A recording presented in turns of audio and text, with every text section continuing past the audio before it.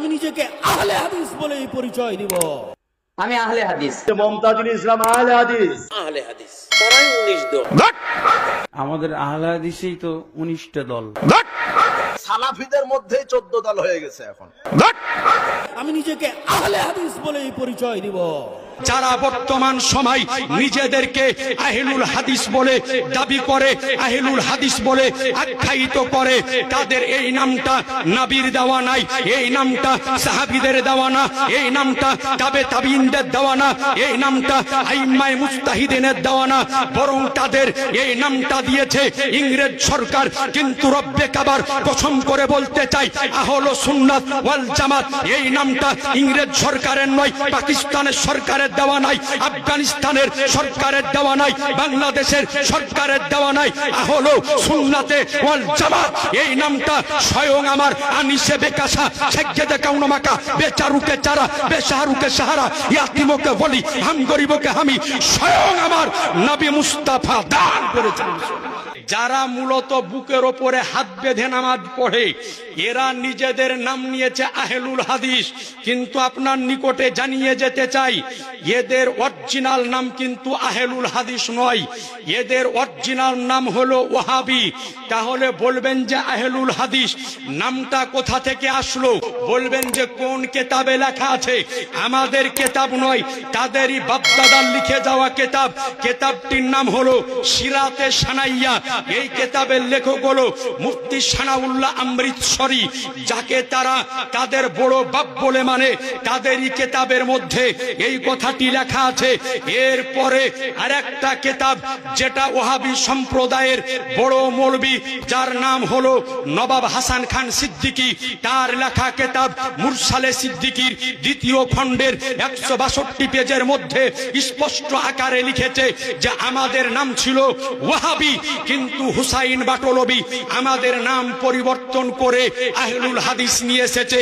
তাহলে বোঝা গেল যারা বর্তমান সময় নিজেদেরকে আহলুল হাদিস বলে দাবি করে, আহলুল হাদিস বলে আখ্যায়িত করে, তাদের এই নামটা নবীর দেওয়া নাই, এই নামটা সাহাবীদের দেওয়া না, এই নামটা তাবে তাবিঈনদের দেওয়া না, এই নামটা আইম্মায়ে মুজতাহিদিনের দেওয়া না, বরং তাদের এই নামটা দিয়েছে ইংরেজ সরকার।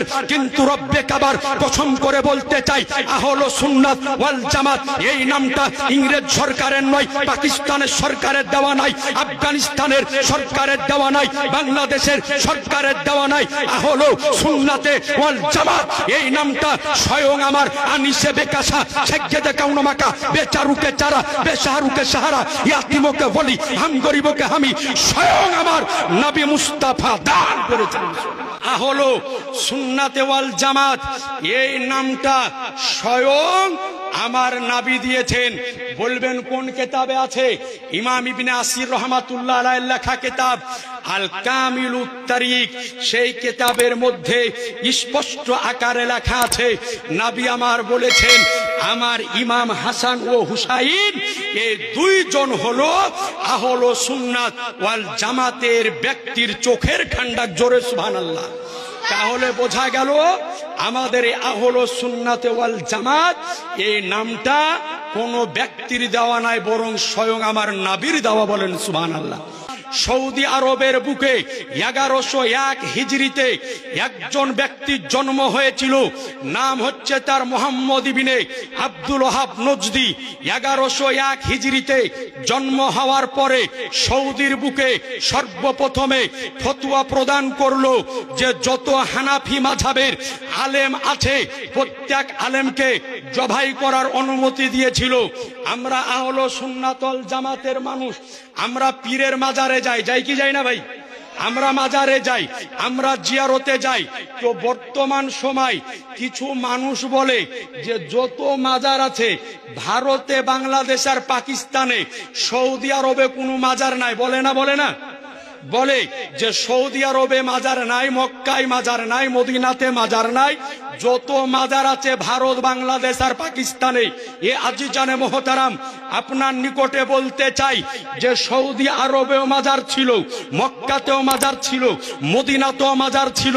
1101 হিজরির পূর্বের ইতিহাস, মদিনার ইতিহাস, মক্কার ইতিহাস আপনি আলগা করে দেখেন যে মক্কাতেও মাজার ছিল, মদিনাতেও মাজার ছিল, কিন্তু 1101 হিজরির পরে সৌদি আরবের বুকে যখন ওয়াহাবিদের হুকুমত তারা বাস্তবায়ন করলো, তখন মক্কা মদিনার সমস্ত মাজারকে ভেঙে তারা গুড়িয়ে দিয়েছে। হানাফি মাযহাবের আলেমদেরকে খাসি জবাই করেছে।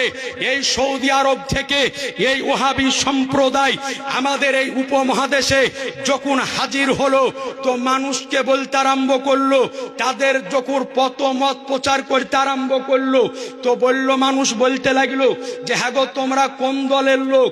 তো সৌদির ওরা বলল যে আমরা হলাম ওয়াহাবি।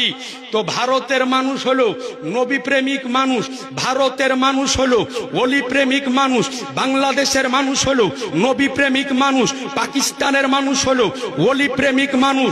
তারা চিন্তা করলে রে এরা তো এই ওয়াহাবি যারা সৌদি আরবে মাজার ভেঙেছে, সৌদি আরবে হানাফি আলেমদেরকে কতল করেছে, এদেরকে ঝাঁটা মেরে ভারত থেকে বিতাড়িত করা হোক।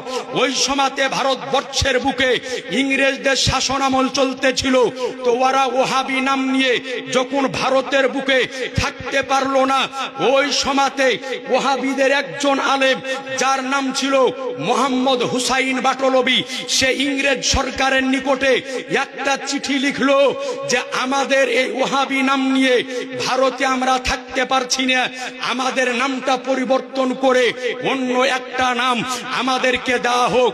তো এই ভারতবর্ষের বুকে ইংরেজ সরকার মোহাম্মদ হুসাইন বাটলবির চিঠি পাওয়ার পরে ওয়াহাবি নাম পরিবর্তন করে বলল যে যা, আজ থেকে তোদের নাম আহলুল হাদিস দেওয়া হলো।